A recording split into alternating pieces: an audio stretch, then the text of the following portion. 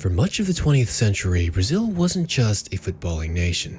It was the heartbeat of the sport, the place where football transcended a mere competition and became art. The beautiful game is so intertwined with the country's identity that for many of us fans, and heck, even those who are the most casual viewers, will think of no other country more synonymously with football than Brazil. 5 World Cups, the most of any nation, proudly displaying on their trophy case as a testament to a dynasty that for many generations seemed untouchable, and an entire culture that crafted and inspired just about every generation with their iconic, unforgettable, and irreplaceable flair and approach. Even these simple, old commercials you're watching right now are a testament to the undeniably global dominance, influence, and admiration of a once mighty and feared footballing nation that for many undoubtedly brings a sense of nostalgia, going back to a once different time in football that you just had to be there to witness. Because for the younger generation, perhaps that Brazil will be nothing more than a legend or fairy tale, as their once iconic identity might never be replicated again. After all, as they say, every empire eventually faces its fall. But within the context of football, it's just hard to believe that we would have ever seen Brazilian football fall from their once untouchable heights. From their Jogo Bonito or beautiful game growing in obsolescence to modern tactics, loss of identity, seemingly fading talent, and failure to evolve. From a team that every nation once dreaded to go up against, to a team now that is only up a single point above countries like Bolivia, that with continued form might possibly not even qualify for the next World Cup. This is the decline of Brazilian football and how it's happening. In the early 1900s, football had already found its way to the shores of Brazil, but at first it wasn't a game for everyone. The sport in its early days was almost exclusively reserved for the Brazilian upper class, white or European descent Brazilians who could afford to play as unpaid amateurs. They would form their typical clubs, play in pristine and regulation quality pitches, and adhering to very formal positions and tactics. Very proper or even bourgeois, you could say, as after all, it was a game for the privileged, a very different image from football today. But outside those exclusive fields, there was another version of the game that was brewing, a more raw and untamed version that would soon defy the norms and standards. In the alleys, streets, and empty lots where space was limited, often dirty, tight, or far from favorable, the poorer, working-class Brazilians who were more often than not of African or indigenous descent began to play their own game. One with makeshift goals and improvised balls that was finding its roots with flair, control, and creativity. And it was there in the hearts of those street pickup games that the essence of Jogo Bonito would slowly start to take form, quietly but unmistakably setting the stage for a footballing revolution that would soon take the world by storm. And the evidence of that unique Brazilian style is all there in its history. That flashy, rhythmic dribbling of players mirrored the fluid steps of samba, a dance that holds its mark all throughout Brazilian culture. Juggling, bicycle kicks, and using your head, shoulders, and back to control the ball is all echoed in the movements of capoeira, Brazil's dancing martial arts. Then in 1958, a player who was born from that slowly evolving football culture that was different from any other nation would slowly make his way from a poor neighborhood in Sao Paulo all the way to the global stage. And his name was Pelé.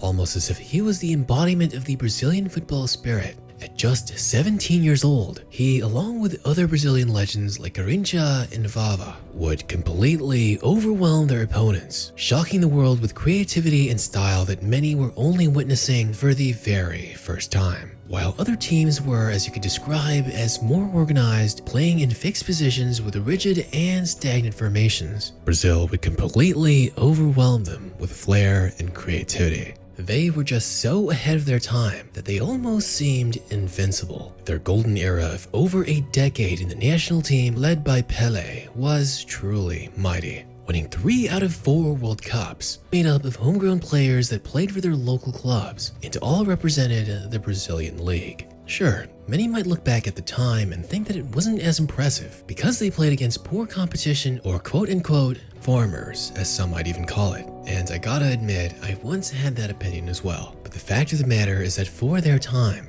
they were just so much better than everyone else. And their dominance of that era solidified Brazil to many as the footballing nation. They would inspire generations of other players worldwide to change their game, improve their dribbling, and even slowly start trying new skills. And naturally, in Brazil, football would become their pride. Every child wanted to one day represent Brazil and continue that legendary identity that Pelé's generation had established.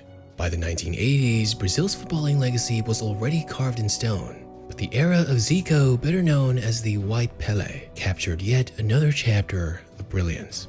Led by Socrates, Maestro Jr., Eder, and of course, Zico himself. Though they might not have claimed as many titles as their predecessors, this generation pushed Brazil's football identity further, playing what was seen as then the most beautiful football in the world. They played with that same unmistakable flair, but introduced a more refined playmaking genius and tactical structure that cemented their status as legends. And even though the trophies did elude them, Brazil remained a force, feared and respected, consistently making deep runs in the World Cup. And in 1989, they even managed to do what Pelé's generation never could: finally lift the Copa America, the prize that had slipped through Brazil's grasp for decades. But it wouldn't be long until another generation came and would once more strike absolute terror upon the footballing world. By the 1990s, Brazil found itself on the cusp of a new era that would break their World Cup drought. In 1994, Brazil roared back to the pinnacle of football, led by the electrifying Romario. His goal-scoring dominance and talent reignited the nation's hopes. But although Romario himself believed that Brazilian side wasn't nearly as stacked as the legendary teams before him, he said what they lacked in overall talent and solid tactics, they made up for with team unity and an unstoppable attack. Together with Bebeto, Romario would form a partnership that overwhelmed opponent defenses, leading Brazil to the final where they would triumph over a Roberto Baggio-led Italy, going on to lift their nation's 4th World Cup. But that victory signaled not just a return to dominance, but the arrival of yet another generational talent that only made them even better: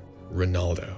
Soon, he became known as the Phenomenon, leading Brazil as the top scorer of the 1997 Copa America, along with winning the prestigious Ballon d'Or. Brazil would once more lift the Copa America trophy and also claimed the Confederations Cup the very same year, with a squad filled with names like Rivaldo, Cafu, Roberto Carlos, and many more. Brazil had become a force that no team on earth wanted to play. But surprisingly, in the 1998 World Cup, where they were the overwhelming favorites, it would be France that came out on top as the underdogs and lift the World Cup in their own soil. But not for a single moment did anyone think that Brazil were going away, because despite the World Cup final loss, they would quickly recover and continue their dominance. Just ask Argentina, as they witnessed an absolute show of Jogo Bonito, with the brilliance of Ronaldinho, Rivaldo, and of course Ronaldo, absolutely toying with their bitter neighborly rivals while handing out the most casual 4-1 defeat you could ever see. Brazil's famous 3 Rs would help them bounce back from that 1998 World Cup defeat, as they would demolish the entire South American continent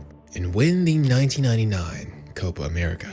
That's why in the 2002 World Cup, it came as no surprise that this time Brazil wasn't settling for anything less than the World Cup trophy. And this squad that had remained relatively the same as the last World Cup, captained by Cafu and immortalized with Ronaldo's infamous haircut, would go on to effortlessly beat everyone in their way as Brazil would lift its 5th World Cup. Imagine if they had just won that 1998 final against Zidane. That would have been an insane 3 consecutive World Cup trophies, making them not only the most successful national side of all time, but also the only to ever accomplish such a feat. It would have been unquestionable that they would have been known as the greatest generational dynasty in football history. And I'm sure for many Brazilian fans, far surpassing that of their predecessors. Because World Cup aside, Brazil would continue to completely dominate Copa America for the next several years. Like in the 2004 Copa America, when it seemed like Argentina was about to steal the show, with Brazil trailing 2-1 and Argentine fans chanting loudly. Heck, even Carlos Tevez dared to taunt the team. Argentina was so close to victory, but in the dying moments, Adriano struck a thunderous equalizer, silencing the Argentine fans and sending the match into penalties, where Brazil would ultimately come out on top. A year later in the 2005 Confederations Cup, this time led by Ronaldinho, the Seleção would deliver another masterclass, dominating Argentina once more 4-1 in the final. And for such a rivalry between these two nations, those continued wins over Argentina were more than just victories. For the players and the people, they were a statement. So with a squad brimming with legends, this Brazil team swaggered into the 2006 World Cup. Ronaldo, Ronaldinho in his prime, and Kaká in his prime. They were seen as once more the overwhelming favorites. But likewise, once more, Zidane was there as Brazil's kryptonite, giving arguably the best performance of his French international career to put on an absolute show and hand defeat to this world-beating Brazilian squad. But again, despite a World Cup loss and aging legends, Brazil would still come back as strong as ever. Because even as their 4 Ballon d'Or winners would slowly pass the baton to the next generation, Brazil was brewing up what seemed like another monstrous generation to follow in their footsteps. Adriano, who was supposed to be Ronaldo's successor, and other emerging talents like Robinho, who many were calling the next Pelé, and even Dani Alves, who was already quickly becoming known as the fullback replacement for Cafu. They would dominate over Argentina once more, winning 3-1 in the Copa America final, to redeem their World Cup shortcomings and defend their trophy. But that early 2000s generation, as we know now, would suddenly implode for various reasons and never lived up to their potential. It's around this time, closer to 2010, that Brazil's identity was slowly changing for the worse. It wouldn't be until a few years later that Brazil could once more proudly claim another generational talent of whom to put their hopes and dreams of reviving the country's prestigious identity. And as we all know, his name was Neymar.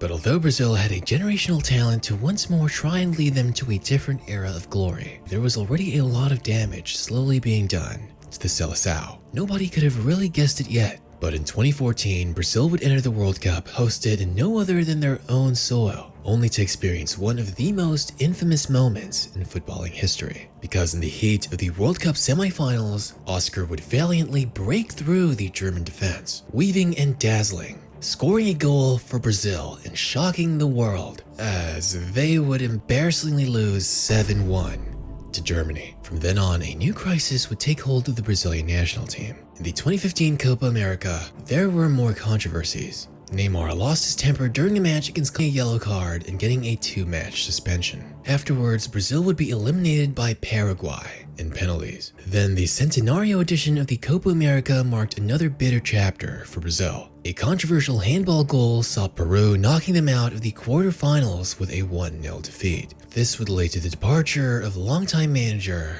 Dunga.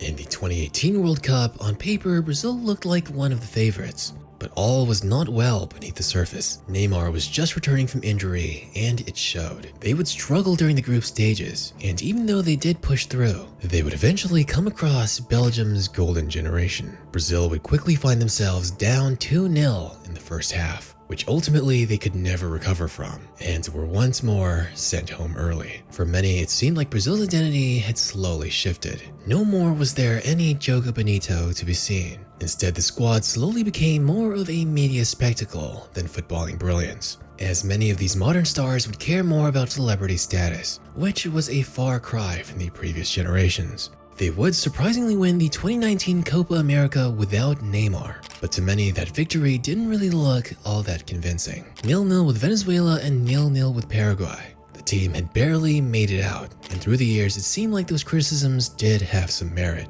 As in the 2021 Copa America, Brazil would fight tooth and nail to make it all the way to the final, only to suffer a crushing defeat at home to no other than their fiercest rivals, Argentina. After so many generations of Brazilian dominance, Messi would lift his first international title in no less than Brazilian soil. Truly a painful symbol to Brazil's fading dominance. However, in the 2022 World Cup, it seemed like there was a glimmer of hope. As of recent, Brazil were in insane form. In 17 matches, they would have 14 wins and 3 draws, not a single loss leading up to the tournament. A more mature Neymar was once back to lead his country, and alongside him, there were a lot of promising talent like Vini Jr. and Rodrigo. Everyone was in good form. Richarlison, Paqueta, Rafinha, heck, even Antony. And they would, with a little difficulty, make it to the quarterfinal. Now against Croatia, as the final minutes of the game were coming to an end, Neymar would step up in a moment of brilliance, scoring one of the best goals in the tournament, lighting roars throughout the stadium. However, with only mere minutes left, Croatia would equalize in devastating fashion. A complete breakdown and disorganization of the Brazilian defense. And of course, in the penalty shootout, Brazil would falter. That recent form that they had been in looked almost non-existent, as they would do horribly, with their best player Neymar not even getting the chance to take his shot. This was perhaps the best opportunity Brazil had in years to reclaim their former glory. And for all the criticism he gets, Neymar played his absolute heart out, but when it mattered most, his inexperienced team would let him down. And watching him in tears was one of the most heartbreaking moments of the tournament. Following the heartbreaking loss was another change in team management. And this was really the beginning of a turbulent chapter for not only the Brazilian team, but for the entirety of the Brazilian Footballing Federation. Corruption scandals, accusations of harassments, and waves of internal chaos began to tarnish the image of the once proud federation. Now we would see Brazil faltering even in friendlies, suffering unexpected losses to countries like Morocco and Senegal. And things would go bad to worse, as 3 consecutive defeats in World Cup qualifying only further deepened the crisis. Dorival Jr.'s appointment brought a brief flicker of hope, but even that would quickly fade away. As Copa America came around, the issues would only further appear. In 4 matches, they would have 1 win and 2 draws, with a crushing quarterfinal defeat to Uruguay. Now sitting precariously in 5th place in the qualifiers, just a single point away from the unthinkable, possibly the biggest World Cup qualifying shock of the 21st century. Brazilian football, once defined by its fluid, attacking style, has now become more rigid in recent years. In my opinion, the current generation really had an over-reliance on Neymar, as almost always, whenever he's absent, the squad just seems to lack that dynamic spark of past generations. Sure, Vini Jr. and Rodrigo are easily their best talents, but even then, Brazil lacks the midfield quality that they're used to at Madrid. And as we've seen, it's really hard for them to operate without having an ideal piece in the middle to help them flourish. The Samba playstyle has really been diluted, as Neymar is really the last player to show this trait. Brazil right now lacks anyone who can really operate by themselves, no matter the quality of players that surround him. And with more Brazilian players leaving Brazil and heading to European academies and European clubs at an earlier age, it seems like the Brazilian flair is slowly dying. Heck, it's hard to find someone in the Brazilian national team that even plays for a club in Brazil. And historically, but much more now, Brazil has really slowly been failing to replenish any world-class defenders. And it doesn't help that the Brazilian leagues have never really pushed a defensive playstyle, so it's already hard to find new defensive talent from their own home soil. And when you add the fact that Brazil really has never produced any world-class coaches, because when was the last time you saw a Brazilian manager that was really in charge of a major club in a major league? And since Carlo Ancelotti has decided to stay with Real Madrid longer and abandon his plans for becoming Brazil's manager, well, it looks like from that aspect they're gonna continue to struggle. And even off the field, and from what it seems like to me and for many, Brazil's players just really lack cohesion and chemistry. But it really does make sense, as although they're Brazilian, many of them have already left Brazil from such a young age, often having different upbringings in different countries with different cultures. You have Brazilian talents developing in Spain, Germany, Italy, France, and England, all of whom have never really had the chance to develop with each other in their own home soil. And while other nations have been quick to embrace more modern tactical innovations, Brazil has been slower to adapt, consistently relying on a style that has been slowly fading away.